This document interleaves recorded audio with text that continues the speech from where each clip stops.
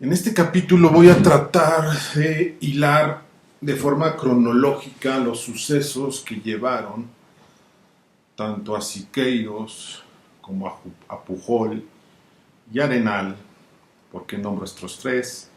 Porque integraron el colectivo que realizó el mural Retrato de la Burguesía en su parte mexicana. Recordemos que en su parte de artistas españoles fue Renau, Prieto y Luna. Pero bueno, en esta ocasión vamos a ver de qué forma se dieron los momentos, las acciones que llevaron a este trío de mexicanos, artistas mexicanos comandados por Siqueiros, a atentar contra Trotsky, ya cuando estaba exiliado en la Ciudad de México. Y al final veremos qué implicaciones tuvo este hecho en el resultado final de nuestro mural, el mural Retrato de la Burguesía. Iniciemos pues. A principios del año de 1937, Alfaro Siqueiros y Pujol y más de 300 combatientes mexicanos viajan en apoyo a la República Española a combatir en contra del alzamiento de Franco. Cabe destacar que muchos de estos combatientes mexicanos tenían la experiencia viva, reciente, de haber combatido también en la Revolución Mexicana. Es por ello que muchos de ellos eran coroneles, comandantes. Inclusive a Siqueiros allá se le da el rango de coronel en España, y llega a comandar 2 o 3 pelotones en combate, en Turuel y no recuerdo qué otra parte. Pujol era soldado raso. Más adelante les voy a poner algunas fotos de él que encontré en un archivo de las Brigadas Internacionales Lincoln, de un archivo que se encuentra en Nueva York, Estados Unidos. Ya lo verán. Como vaya avanzando las voy poniendo en pantalla. Al menos Siqueiros es recibido allá en España por Josep Renau. En ese momento era el director general de Bellas Artes de la República Española. Y entonces cabe destacar que cuando va a Siqueiros, él creía que iba a una situación pedagógica para instruir a los artistas que estaban en el frente a hacer arte combativo, arte que sirviera para impulsar la lucha en contra del alzamiento de Franco. Pero, ¿cuál es su sorpresa? Que José Renau le dice que lo lamentaba, pero la mayor parte de personas, de artistas con los que contaba España ya estaban en el frente combatiendo. Luego entonces Siqueiros le dice, bueno, lo comprendo y pues vámonos al frente. No sin antes Renau le propone dar una conferencia, el arte como herramienta de lucha, la titula Siqueiros, que la da en una aula magna de la Universidad de Valencia. Cabe destacar que a esta conferencia asiste José Renau, Luna y Prieto. Es como un preámbulo a lo que vendría después en el 39 con Retrato de la Burguesía, porque Siqueiros aprovecha para platicar a los españoles qué era el arte mexicano, en específico qué era el muralismo, el arte público en boga en ese momento en México y que el cual quería también manifestar sus intenciones de importancia de las cuales podría tener arte muralista en, en España debido a la situación que estaba viviendo la República Española. Pues bueno, el 9 de enero de ese mismo año, León Trotsky, junto con su esposa, llegan asiliados a México. O sea, es una diferencia por días en los cuales los mexicanos llegan en apoyo a la República Española en España y León Trotsky llega asilado a México, el cual pues es aceptado por el gobierno de Lázaro Cárdenas y por el Lázaro Cárdenas mismo. A decir de Siqueiros, inmediatamente el desprestigio de todos los combatientes mexicanos en apoyo a la República Española cayó. Muchos españoles empezaron a recriminar cómo era posible que el gobierno mexicano había asilado a Trotsky en México, dado que la mayor parte de la izquierda española que estaba combatiendo era el ala estalinista, ¿no? Entonces, miren, les voy a decir lo que escribe Siqueiros en relación a ello, ¿no? Esto viene en el libro Me llamaban el coronelazo, de Siqueiros. Dice, la cosa empieza en España. Al llegar a España, la noticia de que el general Cárdenas, sujeto a la presión sentimental de Diego Rivera y Frida Kahlo, sobre todo de Frida Kahlo, entonces prominente trotskista, había permitido el asilo de León Trotsky en el país, o sea, en México. Se produjo un tremendo movimiento de repulsa contra tal medida allá en España, el cual repercutió en forma directa contra los mexicanos. La tremenda simpatía, fruto de la gratitud que había por México, debido a las armas que enviara el gobierno de nuestro país al gobierno republicano de España, desde el primer periodo de la lucha contra el cuartelazo de Franco, se transformó en un impulso general de repulsa, que los mexicanos éramos los primeros en padecer, o sea, los mexicanos que fueron a combatir a España. Entonces, ahí empieza esta oposición de Siqueiros hacia Trotsky, pero no debemos olvidar que Siqueiros, al ser partido comunista, stalinista, pues estaba luego entonces en oposición de Trotsky. Ya les platiqué en el capítulo anterior el por qué Stalin y Trotsky llegaron a un momento que chocaron y los dos fueron por diferentes rumbos. Entonces la izquierda en ese momento estaba realmente dividida entre stalinistas y trotskistas, ¿no?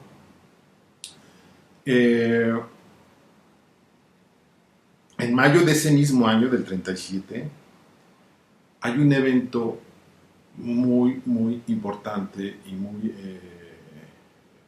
fragmentario, coyuntural para lo que se estaba viviendo en la Guerra Civil Española. Se les llama las Jornadas de Mayo. ¿Qué son las Jornadas de Mayo? También lo vivieron muy de cerca Siqueiros y los combatientes mexicanos en España.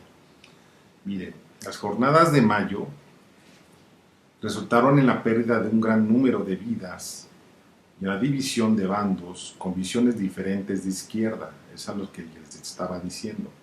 Había dos visiones diferentes de izquierda, por lo menos, provocada por una sublimación del Partido Obrero de Unificación Marxista, que era de tendencia trotskista, del cual resultó en la división de al menos dos fracciones. Por un lado, el Partido Comunista de Cataluña y la Generalitat de Cataluña Republicana.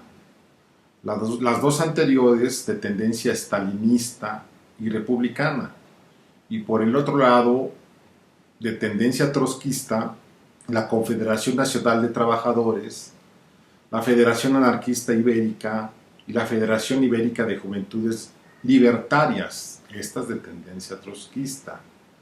Eran también de tendencia anarquista, anarcosindicalista y obviamente antiestalinistas. Al tener esta fracción, estos rasgos en común, ser estalinistas, de forma natural se unifican para hacer frente a la fracción republicana pro-estalinista. Siqueiros narra de forma muy importante, muy clara lo que sucedió en estas jornadas de mayo, lo cual sí hizo un mella y hizo algo, afectó mucho a la lucha de la República en contra de Franco en España. Fue un momento coyuntural. Algunos han dicho, algunos investigadores del tema, han dicho que en eso, esas jornadas de mayo tuvieron mucho que ver en la derrota de la República Española. Miren lo que dice Siqueiros al respecto. El Partido Obrero de Unificación Marxista, el Partido Trotskista de España, que respondía a la dirección de la Cuarta Internacional, con cuartel general en México, precisamente en la casa de Trotsky, produjo una sublevación en la extrema retaguardia del ejército republicano en Cataluña y exactamente en Barcelona. La sublevación trotskista produjo cerca de 5.000 muertes solamente en la ciudad de Barcelona y distrajo más de 30.000 hombres del frente. Vean lo que sucede aquí. Y eran facciones de izquierda. De por sí, Franco se levanta en armas, Franco, un dictador de derechas, y aparte estas dos facciones de izquierda se pelean. Imagínense lo que sucede. Esta circunstancia nos reunió por primera vez a los pocos mexicanos que no habían dejado sus huesos en tierra española. La pregunta normal que nos hacíamos unos a otros era la siguiente: ¿vamos a permitir que Trotsky continúe en México protegido por el gobierno? Es ahí mismo donde surge el compromiso ineludible. Nuestro juramento de honor se manifestó impotente. Nosotros los mexicanos, cueste lo que cueste, pondremos fin a la ignominia. Lo haremos por el pueblo español, con cuya sangre hemos derramado la nuestra, y por los intereses más vitales de México, que no pueden detener la marcha inicial de la Revolución Mexicana. Es lo que he dicho por Siqueiros, relacionada a las jornadas de mayo en Barcelona y en otros lugares de España. Fíjense lo que dice, ¿no? La Revolución Mexicana. ¿Por qué? Porque ya les decía que muchos de los que, más de 300 mexicanos que fueron a combatir, habían combatido, también tienen la experiencia de la Revolución Mexicana. Y algunos de otros intelectuales también sirvieron como asesores al gobierno republicano. Pero bueno, esa es otra historia, después los platicaré. Ahora, a esto se une algo de interés y que pocas personas habíamos sabido hasta que leímos el libro de Carlo Montemayor,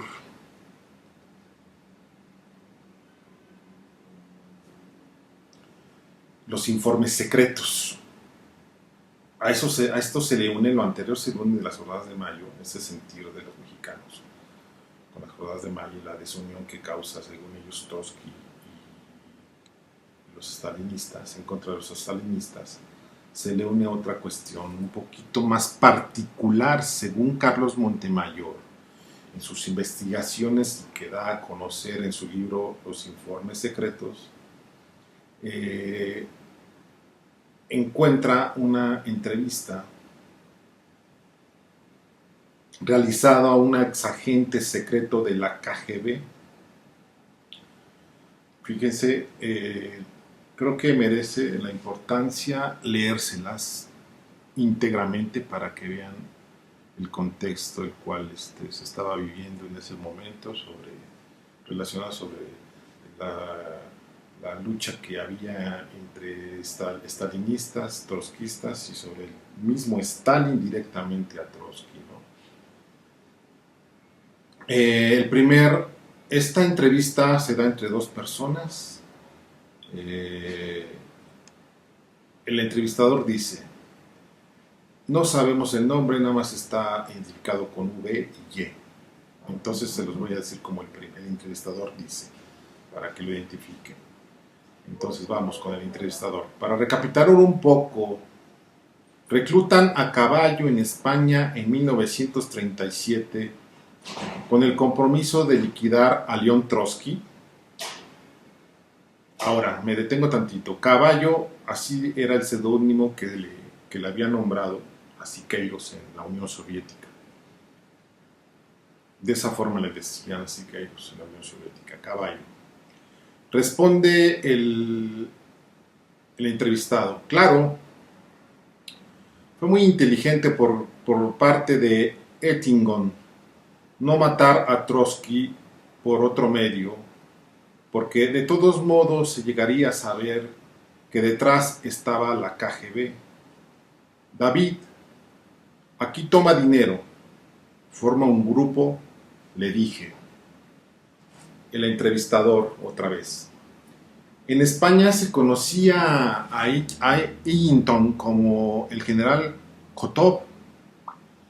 Responde el entrevistado: sí, pero en realidad era coronel. Era vicerrector del departamento de la KGB, Sudaplatov. ¿Has leído de esto? Yo después aclaré algo de él mismo, del mismo asunto. El entrevistado dice: Kotov reclutó a Caballo, o sea, Siqueiros, y responde el entrevistado: sí, lo hizo cuando también reclutó a Claridad Mercader del Río, mamá de Ramón Mercader, que para salvarlo de la guerra lo introdujo en el grupo. Fíjense ustedes este dato. Ramón Mercader fue el que finalmente consiguió atentar contra la vida de Trotsky. Entonces el entrevistado remata diciendo: el verano del 39, Eitingon le reclama a Siqueiros: ¿qué pasa, Siqueiros? El plan es muy bueno. Matar a Trotsky a manos de sus adversarios políticos, de comunistas españoles y comunistas mexicanos, no hay nada que ver con la KGB. Fíjense ustedes, comunistas españoles y comunistas mexicanos, ¿les suena algo? ¿Por quién estaba conformado el equipo de pintores en el retrato de la burguesía? Por españoles mexicanos. Pero bueno, eso es un decir, porque no se concreta del todo de parte de los españoles. Los españoles no participan. Es una laguna todavía que se tiene del por qué, pero bueno, se tiene que decir que, por ejemplo, más allá de la mitad de la realización del mural, se retiran de la creación del mural Luna Prieto. Tal vez no sé si sea por ello, por esta situación, ¿no? De que sabían o supieron, empezaron a saber que también a la par de que se estaba haciendo el mural, también se estaba formando el equipo para atentar contra Trotsky.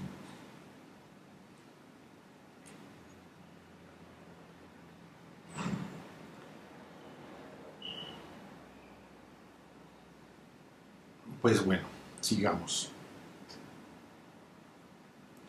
A principios de 1939, Siqueiros regresa a México. Pujol también, se dice que Pujol llegó herido. Lo reciben acá en la estación de Buenavista, en trenes. Y llega con el interés de empezar a realizar el equipo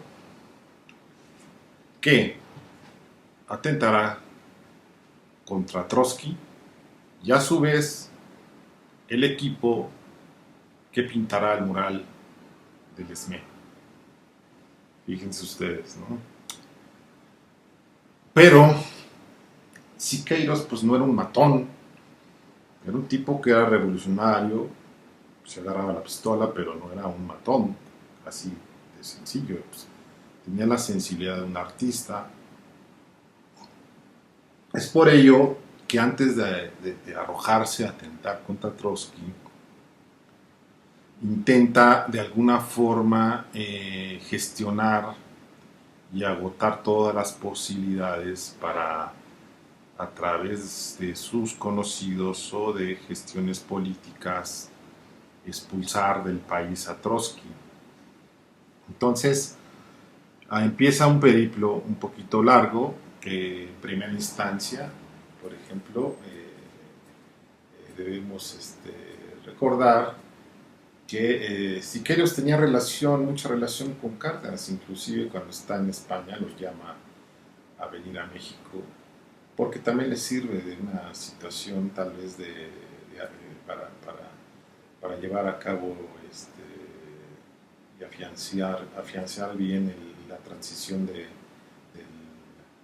viaje de armamento de México a España, inclusive en ese momento hasta le regala un revólver. Tenía buena relación, pero bueno, en esta ocasión que va a ver al presidente para pedirle que expulse a Trotsky del país, ahora no lo recibe. Y es atendido por el secretario particular solamente. Cárdenas no lo recibe. Se llega a decir, lo dice el mismo Siqueiros, que tanto fue la insistencia que Cárdenas instó al secretario particular y al mismo Ignacio García Terres, que era el secretario de Gobernación, a que Hacienda les diera 500 pesos a cada uno de los combatientes mexicanos que fue a España, pues como apoyo. Siqueiros va también a ver al secretario de Gobernación para gestionar esta situación de que le dijera al presidente que tenía que votar de México a Trotsky.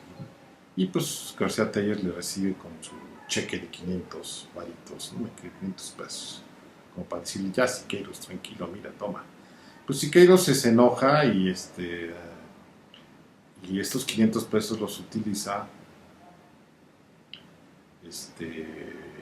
para hacer volantes y para atosigar más de esa forma al general Cárdenas.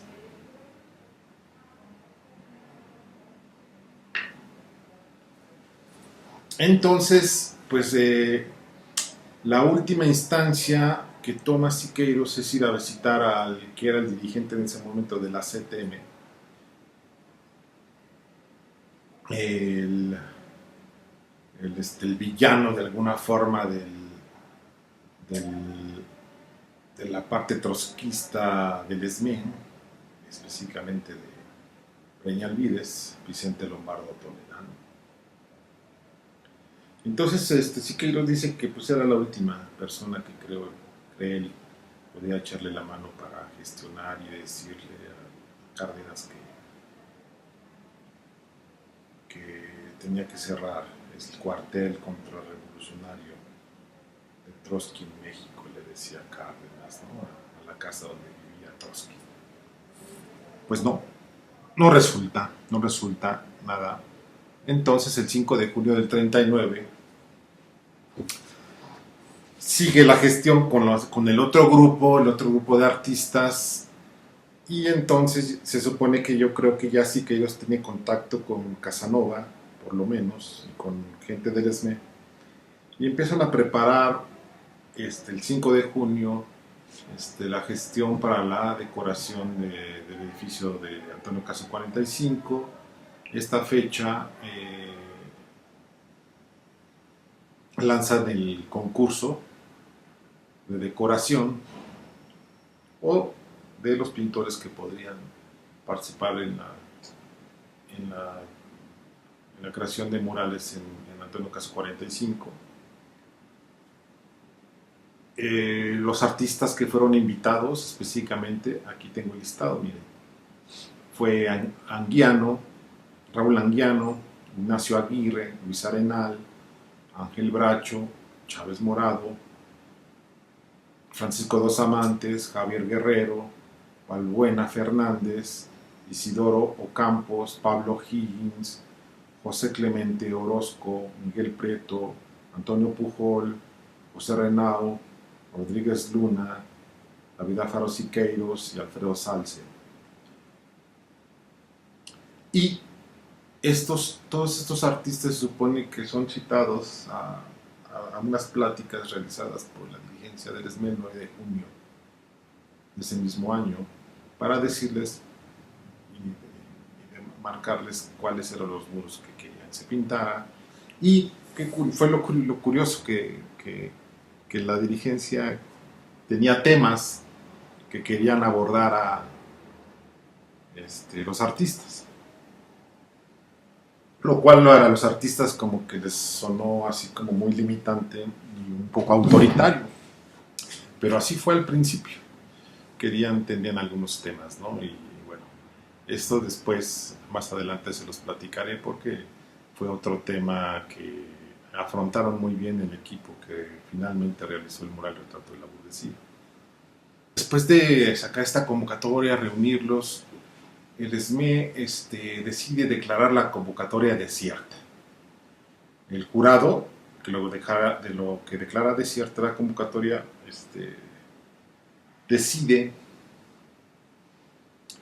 que la eliminatoria va a que David Alfaro Siqueiros y José Clemente Orozco sean los que realicen los murales en Antonio Caso 45.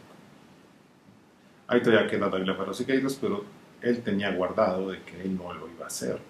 Él ya tenía pensado que iba a haber un equipo, y ese equipo ya lo venía preparando desde España y ya lo venía fraguando más aquí en México en conjunto con el equipo o el colectivo que también a su vez iba a atentar contra Trotsky. No fueron los mismos, fueron los mexicanos, los españoles no estuvieron ahí en el asalto a Trotsky. Pues bueno, se lanzan una comitiva de dirigentes del ESME a visitar a José Clemente Orozco. Vivía en Guadalajara. Pues cuál sería su sorpresa, que Orozco si era un tanto gruñón y hosco. Dice que sí le entra, pero que él no andaba con temas ni nada por el estilo, que él lo que iba a pintar era lo que le pidiera su gana, así les dice. Y luego les saca diciendo, y en especial mujeres, y puras mujeres desnudas, que era su juicio, dice una nota de una revista, está documentado, no es dicho por mí, está documentado. Y a su juicio dice que lo que atrae muy en especial las mujeres desnudas, atrae muy en especial a las masas, más o menos organizadas. Entonces, pues bueno, los compañeros del SB regresan de Guadalajara, muy decididos a decirle a David Alfaro Siqueiros que él tendría que ser el que realizaba los murales en el edificio del SB. Fíjense entonces, no se dio por mera causalidad, yo digo que por mera casualidad, sino yo creo que sí hubo causalidad. Sí hubo un poco de empuje, de forzar un poco el enganche, amalgamar esta situación por parte de Casanova, del Partido Comunista, y por parte de David Alfaro Siqueiros, ¿no? Porque, fíjense ustedes, aquí hay algo que tenemos que nombrar. De alguna forma el SME ya estaba libre de escoger que Siqueiros, prominente stalinista, llevara a cabo el mural como él gustara y a donde él le gustara, y entonces con esa libertad que le daba ya el SME sin Breña Alvírez y sin los trotskistas, ¿verdad? Porque por otra parte yo sí creo que, por ejemplo, si hubiera estado Breña Alvírez todavía en una secretaría del SME, pues primera, a lo mejor le hubieran pedido por todos los terrenos hacer un mural a Siqueiros, o hubiera puesto en juego a Diego Rivera también en la decisión de la pintura del mural. Y sobre todo, porque miren, en 1938, André Breton y Trotsky, André Breton que viene a México, se contacta con Trotsky y Diego Rivera, hacen un manifiesto por el arte independiente y que firma el mismo Diego Rivera. Y fíjense cuándo, en 1938. Entonces es un manifiesto como opositor al real socialismo, a ese real socialismo que impulsaba en el arte Stalin, y que fue retomado de alguna forma por los del Partido Comunista y David Alfaro Siqueiros, el cual del todo no fue plasmado en el mural Retrato de la Burguesía.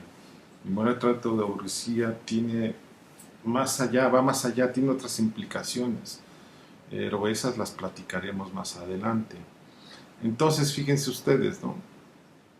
Cazando las piezas del rompecabezas, a mí me parece que todo fue pues cuidadosamente bien armado para que David Alfaro Siqueiros con su grupo propuesto fuera el que realizara el mural Retrato de la Burguesía. Hay otra cuestión que debo de decirles, miren, por ejemplo, había también similitudes en cuanto a las personalidades de Casanova y Siqueiros. Los dos eran veteranos de la Revolución Mexicana, los dos eran pintores. En el caso de Casanova era pues pintor ocasional, no era profesional. Los dos eran militantes del Partido Comunista, luego entonces stalinistas y por añadidura antitrotskistas, ¿no?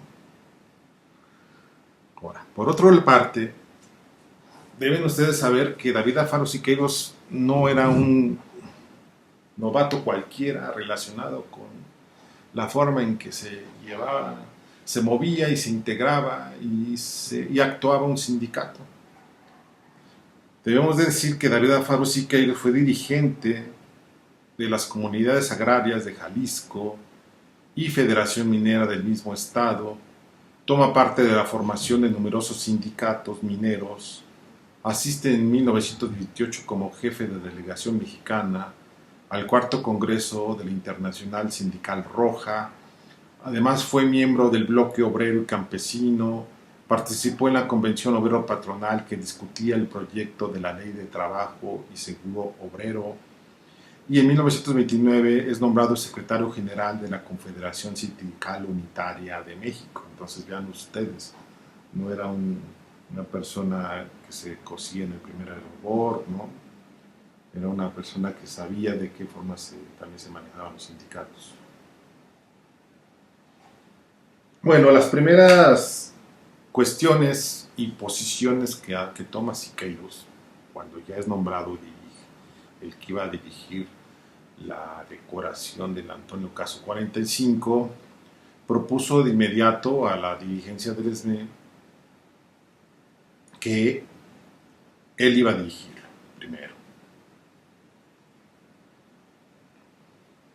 Además, que él tendría la libertad de integrar un equipo.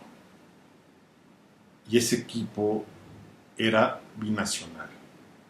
Entonces, ¿cómo queda integrado el equipo? Queda integrado por su parte mexicana Antonio Pujol, Luis Arenal. Por un momento estuvo un pintor boliviano que se llamaba Roberto Verdecio, pero él estuvo los primeros meses, tal vez un par de meses. Y por su parte española estuvo los recién exiliados, tenían meses de llegar a México, José Renau, Antonio Rodríguez Luna y Miguel Prieto.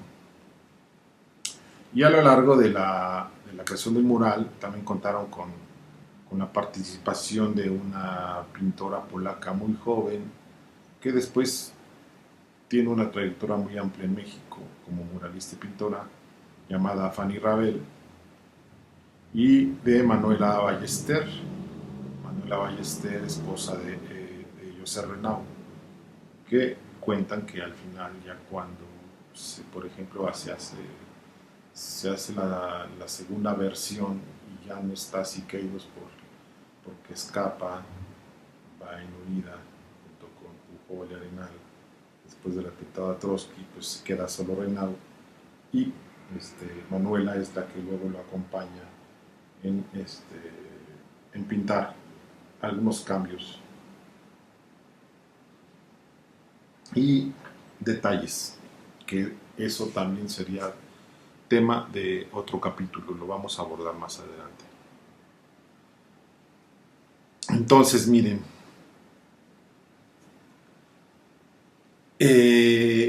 Alberto Híjar, el investigador Alberto Híjar, lo narra de forma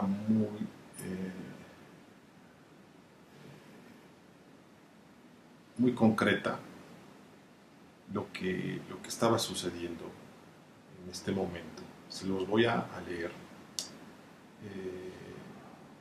Es un texto de Alberto Híjar que se titula La propuesta revolucionaria en el ESNE. Es un texto inédito, pero miren, se los leo. El acuerdo del mural en el ESME se da a la par del complot para liquidar a Trotsky. Ligar a los compañeros españoles de manera objetiva al movimiento muralista mexicano era un objetivo explícito de Siqueiros con una intención política no dicha, la necesidad de dotar de sentido cultural abierto y legal a la defensa de la República Española y al combate a sus enemigos, entre quienes la influencia stalinista colocaba en primer lugar al trotskismo. La conspiración exigía máxima seguridad y mando centralizado, en tanto el proyecto mural debía ser su contraparte abierta y democrática. Había que probar la consistencia de dos colectivos con fines distintos, el conspirativo y paramilitar y el propagandístico. Fíjense, a la par se hacían Siqueiros hacía estos dos grupos, ¿no? Estos dos colectivos. La madrugada del 24 de mayo de 1940, a 10 meses que el colectivo de artistas iniciara los trabajos del retrato de la burguesía, se da el atentado no consumado al opositor Stalin, Trotsky, el cual es comandado por David Alfaro Siqueiros, y en el cual participan, como ya les dije, solo los artistas mexicanos Luis Arenal y Antonio Pujol y otras personas que integraban el colectivo Francisco Javier Mina, que muchos de ellos venían de combatir a España. ¿Qué pasa? Que al otro día, tal vez en la primera vez que ha entrado a una sede de SME, la policía, pues no solamente entran policías, sino tal vez parece que hasta granaderos, pues buscando a ver si encontraban a estas personas, estos personajes, así que ellos a Arenal y Pujol, porque sabían que estaban realizando el mural retrato de la burguesía. Y pues bueno, obviamente no los encuentran, pero también aprovechan para encontrar pistas o rastros, y entonces entran al taller y muchas cosas del taller son tomadas como evidencia y son llevadas por esta policía y personal de investigación, lo cual a decir de Josep Renau, muchos de los documentos originales, de los bosquejos originales, de los fotomontajes y archivos y fotografías y bosquejos son perdidos pues en esa entrada de la policía al Antonio Caso 45. Miren, voy a mostrarles una foto de las cuales tomó Renau cuando llegó al lugar. Vio pues ya algunas cosas ya derrumbadas en su taller. Esta foto está dentro de el archivo de la Fundación Josep Renau, que resguarda el Instituto de Arte Moderno de Valencia. Pues bueno, para sorpresa de todos, les voy a decir que el mural nunca ha sido inaugurado. La dirigencia del SME, cuando se inaugura el Antonio Caso 45, a fines del 41, invita a inaugurarlo a Manuel Ávila Camacho. Pero recorren nomás la parte de la planta baja, va al auditorio, devela una placa que a lo mejor algunos de ustedes conocen, que está a la entrada del lado izquierdo, da discursos en el auditorio y tan se acabó. No visitan el edificio, no se inaugura el mural. ¿Por qué? No es que Manuel Ávila Camacho en primera instancia no supiera que existía ese mural, sino porque sabía que el tema que manejaba el mural, el tema que plasma el mural, es extremadamente revolucionario, comunista, de el guerrero civil, el obrero, tomando las armas en contra de la oligarquía, con la finalidad de tomar los medios de producción bajo su mano. Manuel Ávila Camacho tenía un plan, ya voltear un poco la espalda a todo este plan pro-obrerista que había llevado a cabo en el sexenio anterior Lázaro Cárdenas. Se muestra como un gobierno pues más de centro derecha y es coordinado por las nuevas dirigencias que empiezan a entrar democráticamente al SME, como es Sánchez Garnica, que es el secretario general, el cual termina de inaugurar el edificio, y Rivera Rojas, y anda por ahí merodeando. Les decía que Manuel Ávila Camacho no es que no supiera del mural, claro que lo supo, inclusive cuando es apresado finalmente Siqueiros por el atentado a Trotsky, el atentado Fidel Trotsky, está en la cárcel y media a través de su gobierno, de forma como diplomática, Pablo Neruda, que era diplomático en ese entonces del gobierno chileno, diciéndole a Camacho que lo dejara libre, que él le daba asilo en Chile, con tal de que ya lo dejara fuera de la cárcel, ¿no? A lo cual Manuel Ávila Camacho accede, no porque solamente se lo haya pedido Pablo Neruda, sino porque hay una anécdota que se las voy a contar rápido. Manuel Ávila Camacho, cuando lo llevan a una de sus oficinas, a Siqueiros, en penumbra, cuenta Siqueiros, le dice que si lo conoce. Dice, no, pues yo no lo conozco, porque Siqueiros dice que estaba en penumbra y no sabía quién era. Dice, no se recuerda a una persona que fue en la época de la Revolución,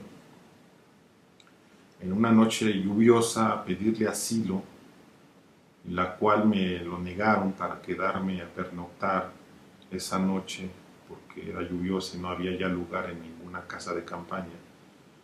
Y usted fue el único que me dijo, sí, para todos aquí hay lugar, y me hizo un espacio en su catre para dormir. Y Siqueiros no logra recordarlo. Dice, pues esa persona soy yo. Hasta después de tiempo, un amigo de él, cuando le está platicando esta anécdota, dice, oye Siqueiros, pues ¿cómo no te acuerdas? ¿Cómo no recuerdas ello? Esta persona que tú le diste ese espacio esa noche lluviosa, ahora es el presidente de la República, Manuel Ávila Camacho. Y pues bueno, con ese gesto, ese buen gesto que tuvo Siqueiros en la época de la Revolución, también sirvió pues, pero sirvió también para liberarlo de la cárcel después del asalto a Trotsky. Pues bien, hasta aquí acabamos con este capítulo. Permítanme. Este es el capítulo número 5, ¿verdad? Muy bien. Vamos con el número 6, que se llamará